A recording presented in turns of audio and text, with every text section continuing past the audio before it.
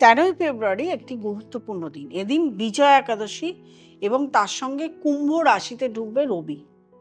এবং এই দিন শুক্রবার অর্থাৎ লক্ষ্মীর দিন পড়েছে এবং বিজয়া একাদশী বিষ্ণুর দিন পড়েছেন।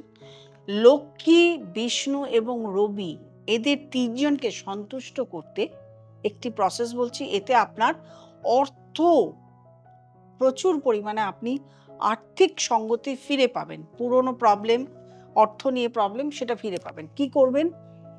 আপনি একটি পান পাতা নেবেন। পান পাতাটি বোঁটাওয়ালা নেবেন। পান পাতাটি পরিষ্কার করে ধুয়ে নেবেন, গঙ্গা জল দিয়ে ধুয়ে নেবেন।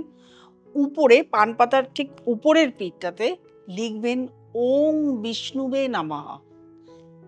সাদা চন্দন দিয়ে লিখবেন।